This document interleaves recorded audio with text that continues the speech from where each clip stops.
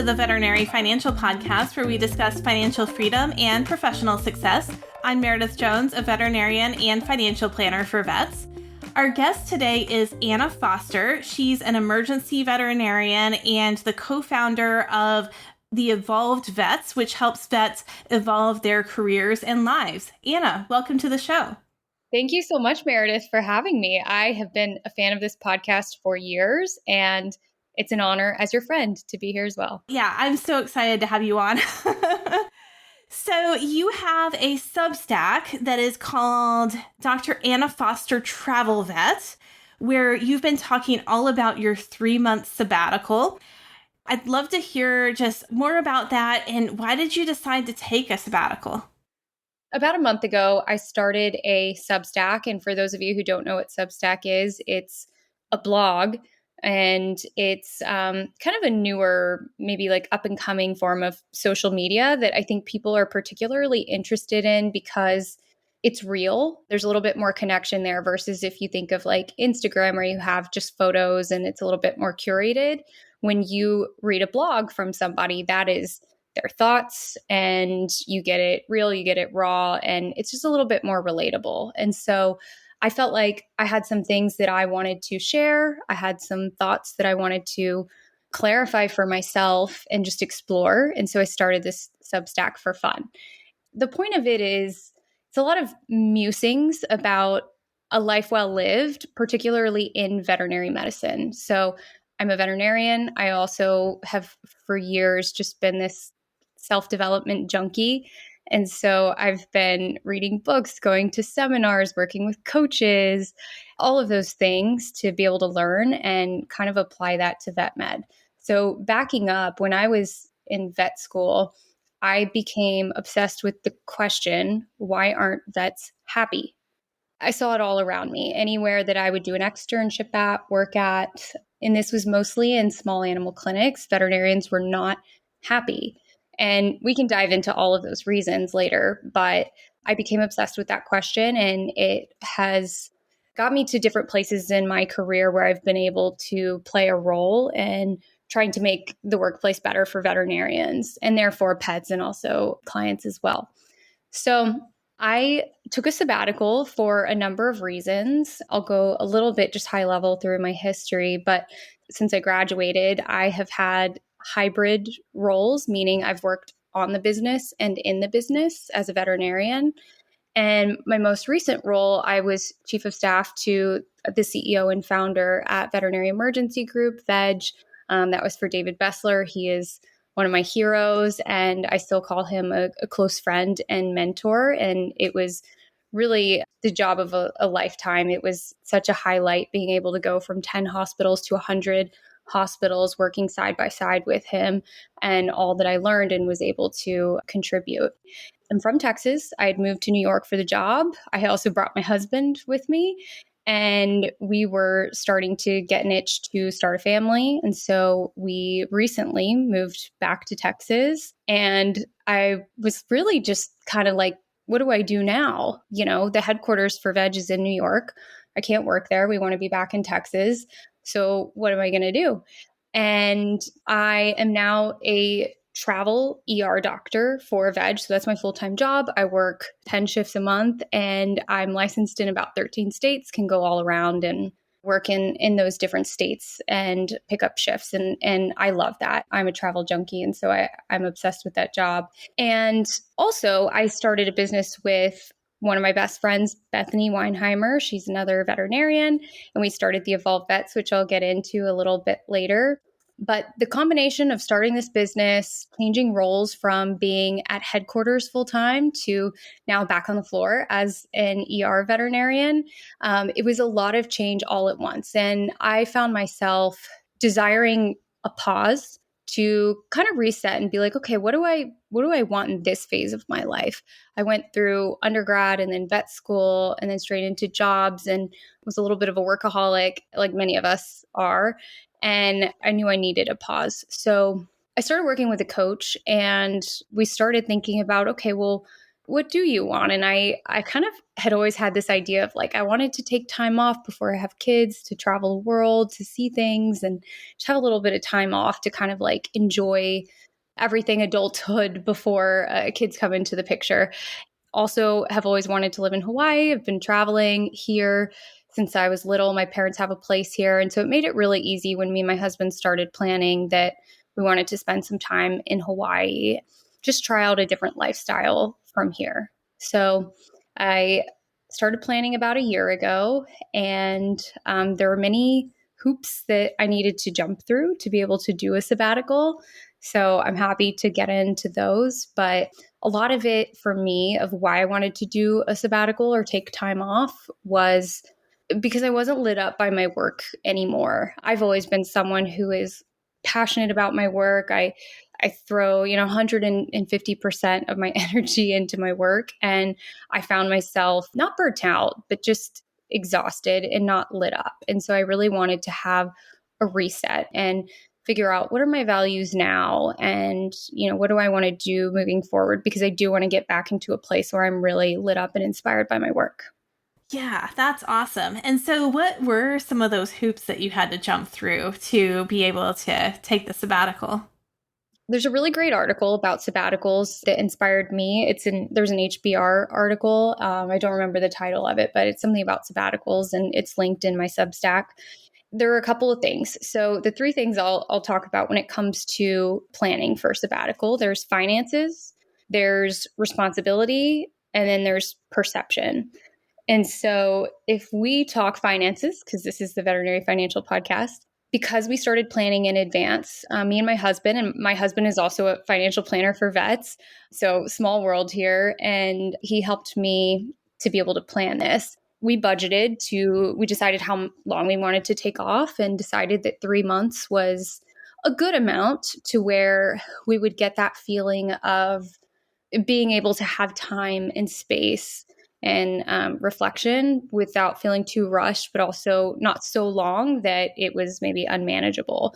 And so we planned for 3 months, and I'm technically taking 2 months off work. I worked all my shifts in July at the beginning of the month, and then I'll work all my shifts for October at the end of the month. So it's really just August and September that I'm full-time off, but it ends up being about 3 months, which is really nice. I follow something called values-based living, and that is incorporated into my finances as well. So some of you may be familiar with Ramit Shetty. He is this finance guru, and his work is really accessible. But he has this saying that is, spend lavishly on what you love and save ruthlessly on what you don't.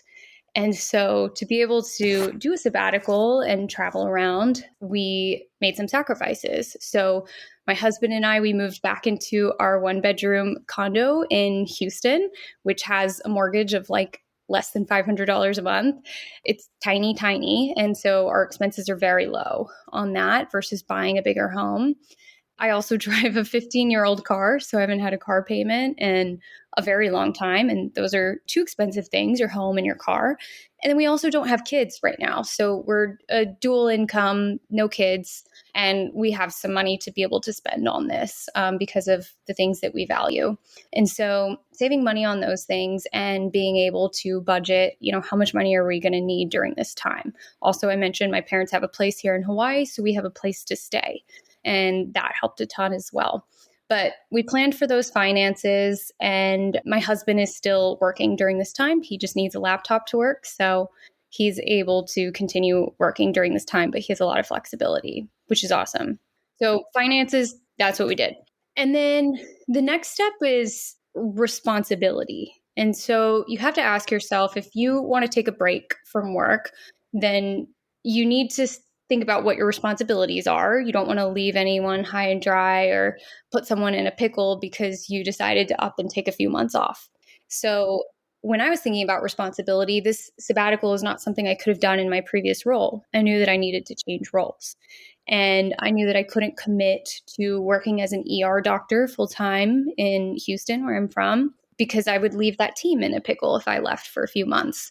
So for that reason and other reasons, I joined the travel team. So on the travel team, I'm basically like a relief doctor. I'm extra. I can come in and save the day when they need help. But if I'm not there, nobody's in a pickle. So that was a really big part of it, so that I wasn't leaving behind a lot of work. So I would consider that. I think if other veterinarians are interested in doing something like this, a great time is doing it in between jobs as well. So if you have the opportunity, you know that maybe you're leaving a job and you want to start another job, then try to extend that time as much as possible. So that would be a great time to do it. And then the last part was perception. So there were a lot of feelings when I started thinking about a sabbatical that I would be judged for being self-indulgent or not serious about my work, lazy, all those things. And so those are real fears that came up. I take a lot of pride in my work. I love working, and I've always been very ambitious and determined, but I know that a sabbatical might not make sense to a lot of people. And I've had some pushback. So I did need to kind of get over that hurdle. And I think working with my coach, she was able to hold space for me and kind of be this vision holder of like, hey, if this is authentic to you, if it aligns with your values and you know you need this space, take it.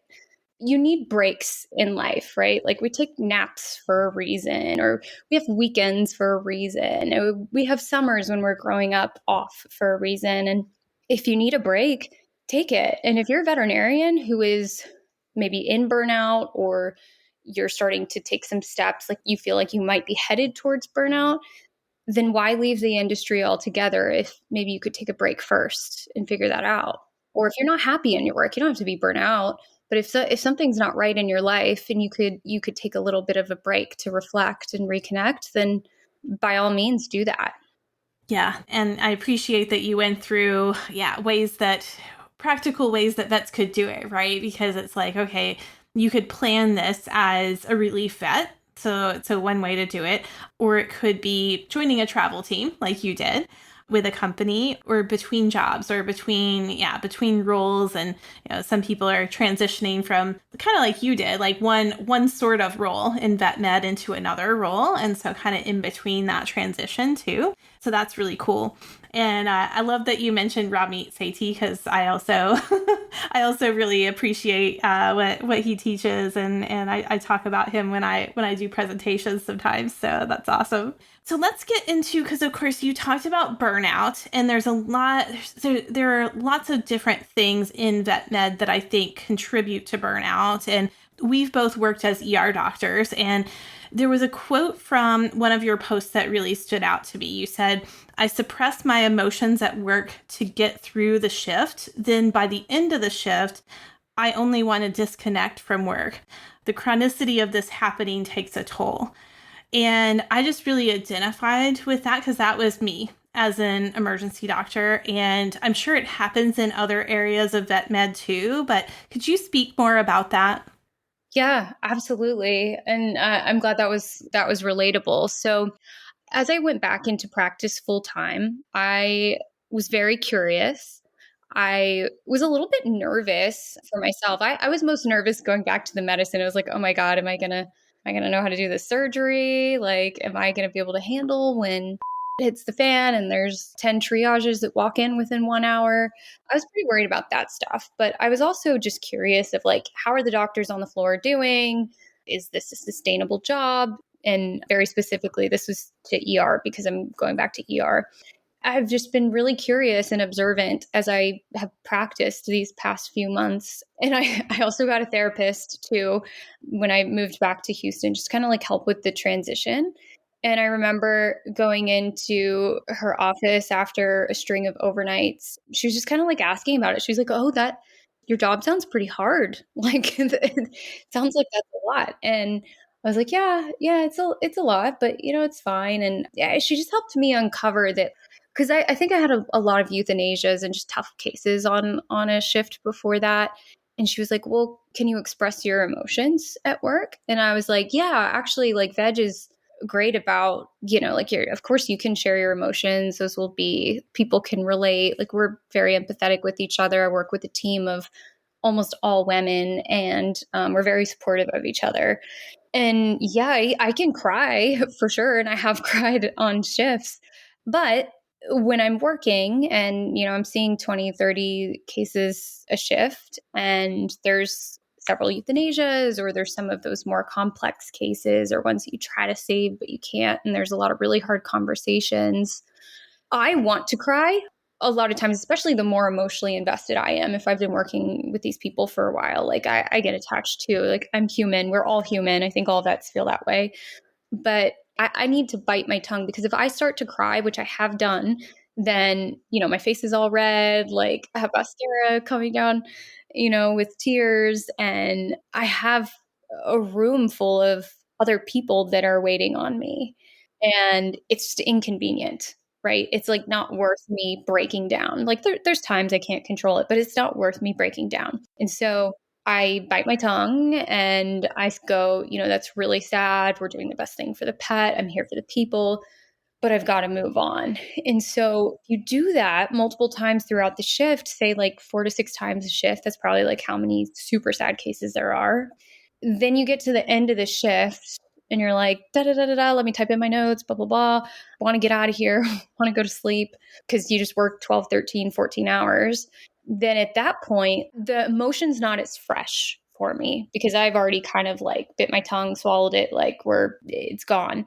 And so when you do that over and over again, multiple times a shift, several shifts, those emotions are getting buried somewhere. And so you do need to process them. And just that chronicity it makes the job really, really hard. And there are ways to deal with that. At the Evolved Vets, we've created a meditation called Shift Shedding, and that's free for anybody. Anyone can download it, evolvedvets.com/shift shedding.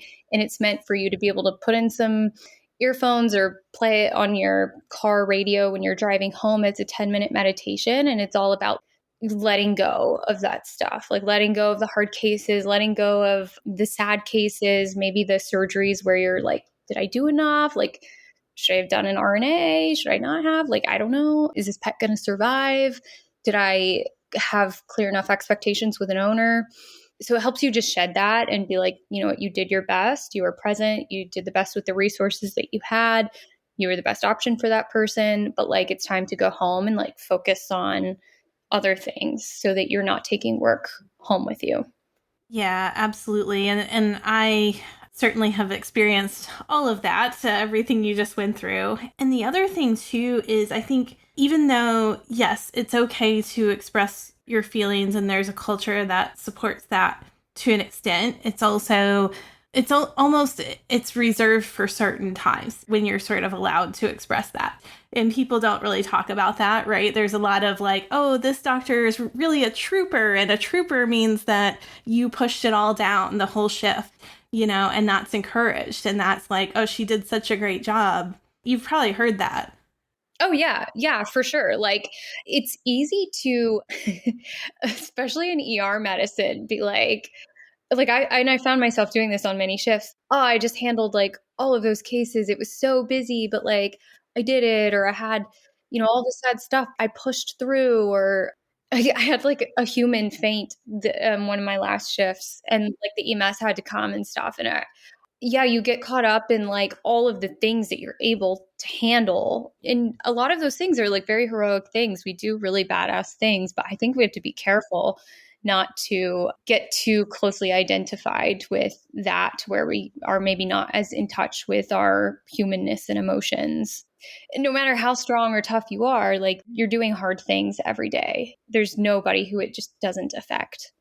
Yeah, and I'm sure that's something that for ER doctors in particular is one of the things that probably contributes to that, typical like 3 to 5 year time frame that a vet is able to work ER. And then of course there's some of us who did it for 12 years or did it, for longer, but Very impressive. What are your secrets, Meredith? Oh gosh, yeah. I don't know if I'm in a position anymore to say, right? So because now I've transitioned my own career. So yeah.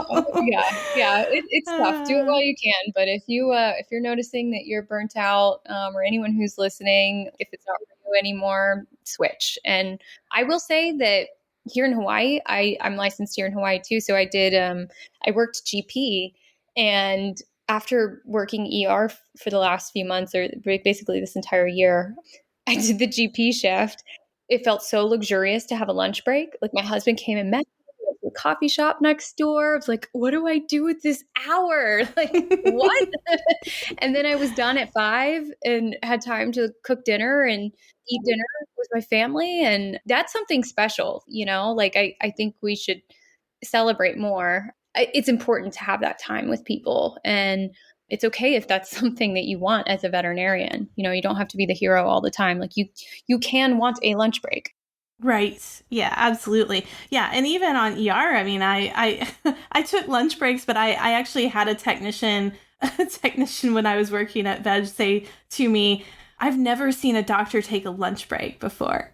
It's like, oh my gosh. Yeah, no, we don't. It's like what kind of food can you bring that you can hold in your hand and like eat at the same time that you're like doing other things? Yeah, like the various not healthy, bars and things. Yeah, yeah, yeah, exactly.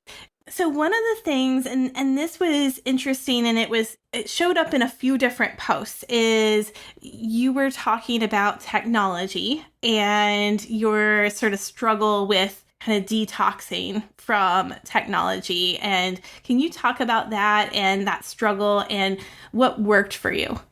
Oh, yeah. Technology is in all of our lives, whether you're me and Meredith who work on a computer a lot and have virtual businesses, or if you're just have a phone and maybe you're on social media or maybe you're playing games, texting people, calling people. We're on our phones a lot and it shapes our behavior and it might not be totally conscious. And so what I did was here in Hawaii, me and my husband, we went to another island and we went to this like wellness resort, and I decided, okay, it's like wellness focused. I'm just going to like put my phone away and not check it. I gave myself a little bit of freedom. I wasn't totally crazy. I was like, okay, I'll have like maybe 10 minutes twice a day that if I need to like check texts or call somebody, call my mom, I can. But otherwise put it in a corner and like didn't take it with me anywhere. Now, my husband still had his phone, so I could use his phone to take pictures or videos. Or I also texted my family and my business partner to let them know, hey, I'm doing a 3-day phone detox. If you need something, just text my husband. And so I felt a lot better doing that. And this was like over a weekend. So it's like nobody really needs me, but it felt better to be able to let people know I was doing that. So I didn't have my phone for 3 days. So I'd like go to dinners without my phone. I would go to the gym without my phone, without music. I would go on walks without listening to a podcast. And what I learned, even after 24 hours, it was life-changing. It's just 24 hours. That's all you need to do. If you can do that 1 day a week, it's life-changing, because I would be reading a book and I could just like focus totally on the book. Otherwise I felt when I would open the book, I'd see something and be like, oh, I want to go look that up on ChatGPT. And well, I didn't have my phone. I couldn't do that. And so I was like, okay, keep reading. And just like little things that you don't realize that you just automatically grab your phone for. And then with my husband, I found that I was less irritable. I was less reactive, not saying that I'm irritable all the time, but there are many times that I'm on my phone, like doing something, sending a text or an email. And then he's like, hey, Anna, do you want to do blah, blah, blah? And I'm just like, give me a minute. That happens regularly. And so I wasn't doing that, which was really great. I could just be present and things started to open up. So just when I would walk in the morning, I would notice more things. I would notice the smells and the perfumes of flowers around me. I'd see bright colors. I would notice the sky. I would hear birds chirping, like things that you maybe know are there, but I was able to appreciate it much more, not having my phone there, like with the urge to take out my phone and take a picture of that thing or look something up or just have earphones in with music or a podcast. So that was great. And then I was less anxious. I knew that, rather than texting somebody, waiting for them to text back or waiting for an email, I was just, no, there's nothing I can do with my business, with text messages, anything. Like there's no news I'm going to get for these 3 days. And so I'm just going to be super present and enjoy what is. So those 3 days were magical and really eye-opening for me that I need to like physically leave my phone places. And so since then, I haven't been perfect, but I've made some changes in my life. I sleep with my phone in another room. So it's charging in another room and I don't touch it for the first hour or so of waking up. And I do the same before I go to sleep. I put it away. And the few times that I've slipped and not done that, I like have bad dreams or I'm like, this thing upset me before I go to sleep or whatever, because your mind is most impressionable between wake and sleep. And so the time between when you are asleep and you're waking up and then when you are awake and going to sleep, like that's when things will kind of like stick in your subconscious a little bit more. So it's really important for me to be intentional about the information that I'm consuming during that time. So I will say that it was life-changing. There's little things that you can do in your life. Like even if you do have a partner and you're going out to dinner, take one phone. If you're going on a walk, take one phone instead of two and just see how you feel. Try it in small doses, but it's really freeing and it's really eye-opening about just how dependent we are on our phones. Yeah, for sure. I remember a friend of mine in vet med who is older than I am, and she was saying, "Gosh, I got on a plane with some vets who were younger than me," and she was like, "It's a real hardship for them that they don't have their phone while they're on the plane." And she was explaining this, and it's like I don't have my phone. It doesn't bother me that much when I'm on a plane. I don't expect to have it, but yeah, I never had thought of it like that. Like there's people who, maybe that's the only time in their life that they're away from their phone. Yeah, literally ever. It's like an extension of our body. Yeah. Did you have an old school alarm clock or how did you wake up in the morning? I'm very fortunate here in Hawaii that I basically wake up with the sunrise. And I go to sleep really early. So there's nothing to do in Hawaii at night unless you're like stargazing. Yeah. So I'd go to sleep at like 8 or 9. So I'm waking up at 5, 6 a.m. And then if not by then, it's nice and bright by like 6:30. So I'm definitely awake. And the birds start chirping and it gets loud. So that's how I woke up. Now, if you have a job, that might be harder, but there is a really cool alarm. I think it's called Hatch. And it echoes kind of like nature sounds and it slowly illuminates your room. So that's probably something that I'll get at home just because it is like a huge cortisol dump if you have an alarm clock going off. Even when I'm home and I have shifts, I'll sleep with my phone in like the bathroom or something. And I downloaded a ringtone that's like the Nepal like singing bowls. So it's like very gentle and then it goes off like in another room and then I have to get up to go turn it off. So that's my pro tip. Yeah, that's a good tip. I need this calmer ringtone for myself. Yeah. That's great. So this is kind of an extension of what we were just talking about. So there's another post on your Substack where you talked about your work life and how you've just been rushing from one thing to another and how it was hard not to just fall into the same sort of pattern during your sabbatical. And so you had a quote in there that said, "The antidote to rushing isn't slowing down, it's being present." And I just love that. And so can you talk more about just what that's been like for you, how things were before, how things kind of ran into rushing during your sabbatical, and then what do you see yourself doing after this sabbatical?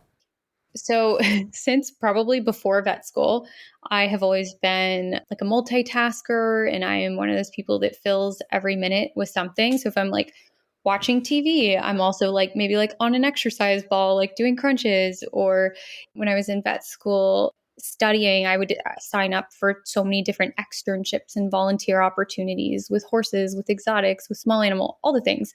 And then when I graduated, when I was doing those hybrid roles, I would always have this unlimited amount of work for the business side. And then I would be practicing, but then I also did low-cost spay neuter and vaccine clinics. And my time was always filled. And so same thing when I was chief of staff, if anyone's familiar with the chief of staff role or think like chief of staff to the president of the United States, like you're kind of just like this person's right hand and you are there 24/7. I worked for a 24/7 business. I worked for the founder who was obsessed with the business. We'd be on calls at 12 a.m. We'd be on flights across the country all the time. It was wild.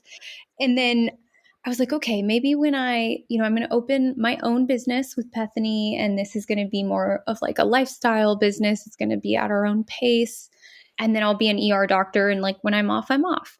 But then I started practicing, and I'd like someone would be like, well, can you pick up an extra shift? And I was like, sure, I'll pick up an extra shift. What's one more shift? And I just filled my time again. And so I was like always busy, and I was like, oh my God, I think I'm the problem. And just still busy. So then I needed the sabbatical because I needed space to just kind of like come to terms with what's going on. And so I started the sabbatical, and then I just felt this urge to write every single day. I had all of these thoughts that were pouring out of me. So I wrote every day, Monday to Friday, for like the first month. And that writing, I really enjoyed it, but it took up to write a Substack, edit it, publish it, post about it on the internet, have a picture, all that. Like that probably took me 4 hours each day. Then I was also doing Evolved Vets work. And then I was like trying to adventure and see things on the island and hang out with my family who was here for a bit. And then I was like, wait, I'm taking a sabbatical, but like I'm still rushed. What is going on? So, I would try to slow down, and like that wasn't the answer. I didn't really know how to do that. And I think what I realized, and this was with the help of a really amazing book that I read. I highly recommend this book to anybody. It was called 4,000 Weeks, Time Management for Mere Mortals. It's by Oliver Berkman. I had a couple of people recommend this because I'm in different like leadership and coaching groups, and I kept talking about my problem of rushing and like always feeling rushed. And they were like, you have to read this. And I was like, I have read every single time management book. Like, I'm not interested in reading another one. There's so many out there. And finally I gave in and I read it, and it's completely different. It's not telling you how to manage your time. It's basically like, it is a myth that you can manage your time. Like you can't. That is a losing game. You can't do it. It also opened my eyes to the fact that a lot of high achievers, we are taught, and I would say veterinarians are all high achievers, we're taught to kind of like prolong any sort of like happiness so that we can get to some future state. It's like, I'll be happy when I get into vet school. I'll be happy when I graduate from vet school. I'll be happy when I get this job. I'll be happy when I get a promotion. I'll be happy when I get married. And he's like, it's bullshit. You need to be happy now. Like you choose happiness now. And so for me, there were so many great lessons in that book, but the biggest one was like, if there's something that you want now, like you have to prioritize it now. And so that helped me with really being present and saying like, okay, today, do I want to write a Substack and like pour my creative energies into that? Yeah, I do. And I understand the trade-offs that will come with that, because whatever you do choose, and if you're someone who gets FOMO like me, or if you're someone who's a maximizer like me, I wrote an article called Maximizers versus Satisficers. Check that out. You're constantly just looking for, the next thing. And so you have to understand that whatever you choose, there's going to be trade-offs, and you can't always have your cake and eat it too. And so you just kind of like bust the myth that you can do it all, because you can't. So choose what's important now. Oh, yeah. I love that. There's a lot to unpack there, because it's like, okay. And I was thinking about this too, because we recently interviewed Christine Staton from the Veterinary MBA, and she said something similar. So she was talking about how work-life balance is just unachievable. So it's similar to the losing game that you talk about in your post, and like you just talked about. And she talked about, okay, if I'm reading blood work on a beach, and I'm oversimplifying it here, but she was talking about, it makes sense to be happy about that. I'm reading blood work on a beach. That's awesome. Instead of beating yourself up and thinking, okay, I'm supposed to be on vacation. I'm not supposed to be reading blood work, and making yourself unhappy.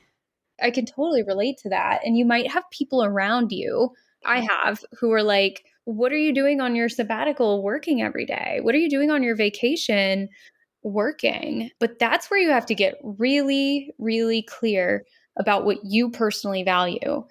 Because if you know what you value, and like I know what I value, my values are travel and adventure, friends and family, self-care, and inspiring work. And if I can like combine all of those values and do a lot of them at once, which is like working from Hawaii on a beach, doing something inspiring, like with people I love, then I'm checking all those boxes for me. So success looks different for everybody. And if I had one piece of advice, it's get really crystal clear about what your values are, because only you can measure what success is for you. Yeah, that's amazing. All right, so you've mentioned the Evolved Vets, and so can you tell us more about the Evolved Vets, what you and Bethany do, what you see yourselves providing in the future, and just what's your vision for the company?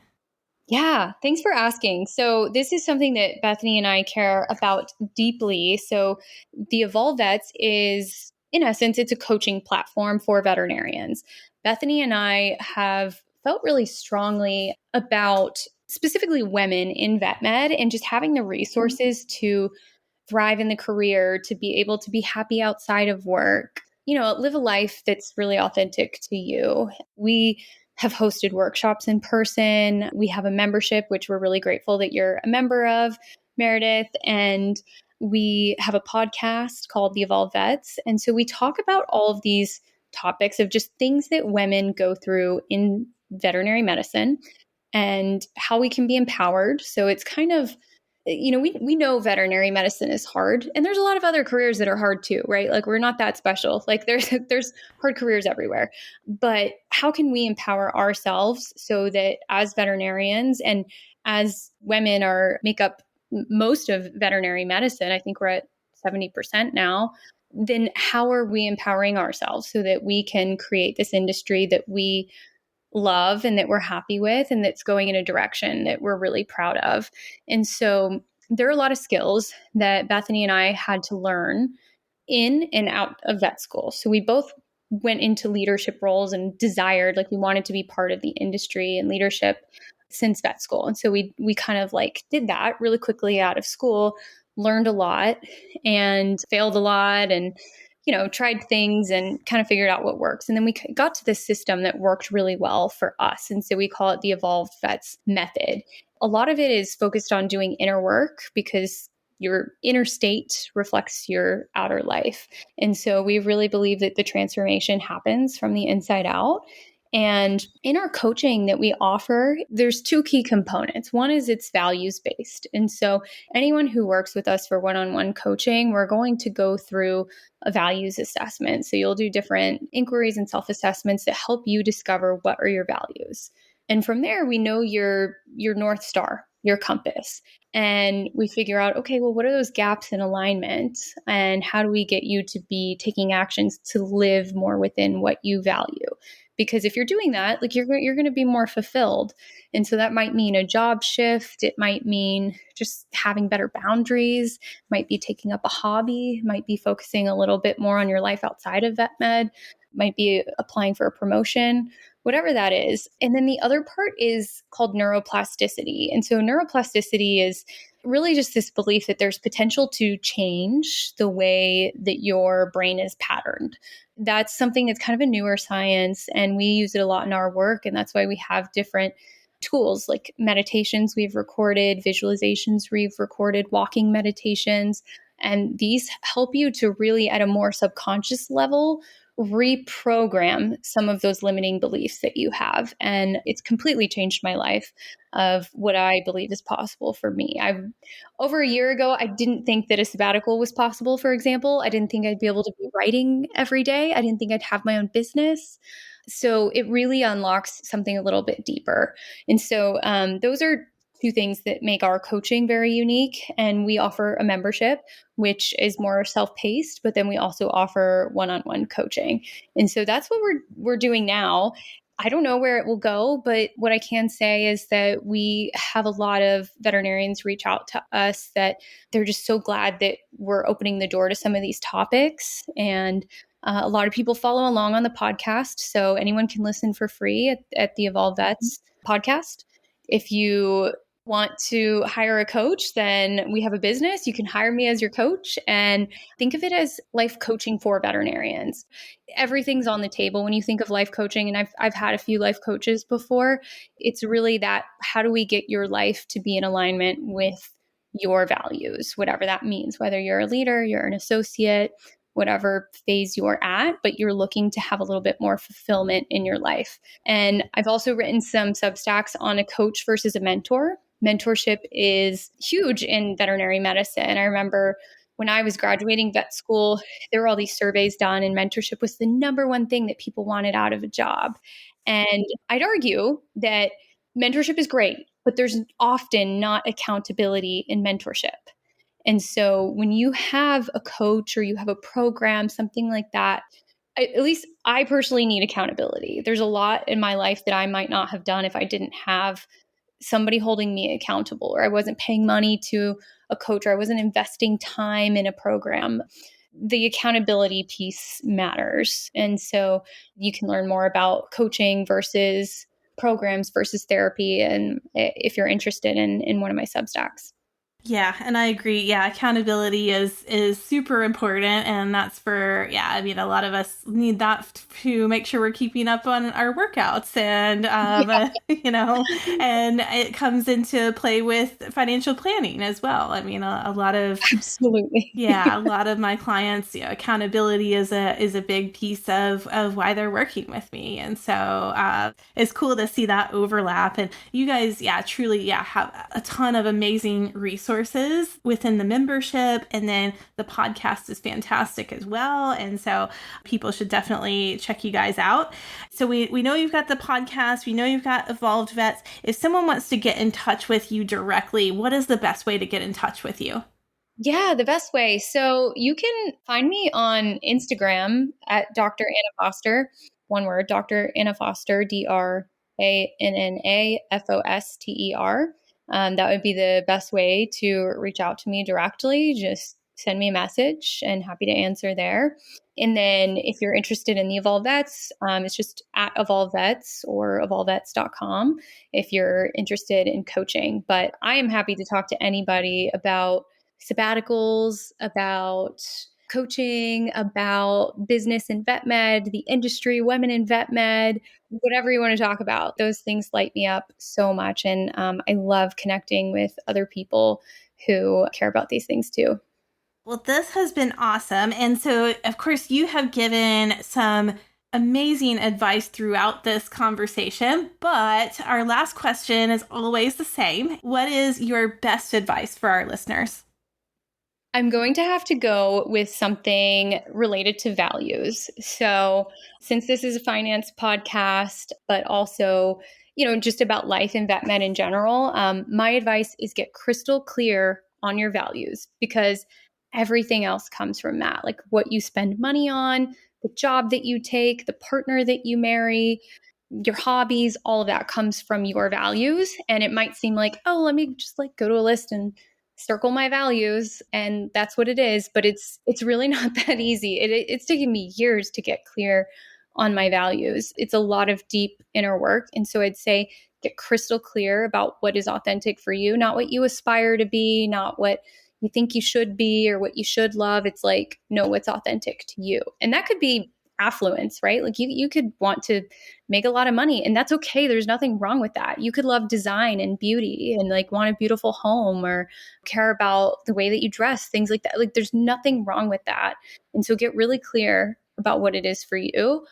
And if you can do that and start taking actions that follow and get you more in alignment, you're on the right path for you. Oh, love it. All right. This has been awesome. Anna, thank you so much for joining us and sharing your story and sharing your perspective.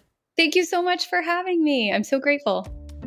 Thanks so much for listening. My mission is to help you take control of your finances and build the life you envision. If you'd like to see how financial planning can support your goals, visit allvetfinancial.com and click the Book Now button to schedule a free intro call. Until next time, take care and continue your path to financial success. This podcast is for informational and educational purposes only and should not be considered individualized financial advice. If a specific investment is mentioned, it should not be considered a recommendation or endorsement to buy or sell the investment. All investments involve risk. Past performance does not guarantee future results. You are encouraged to seek the advice of a financial professional before implementing any investment strategies discussed. Yay, compliance.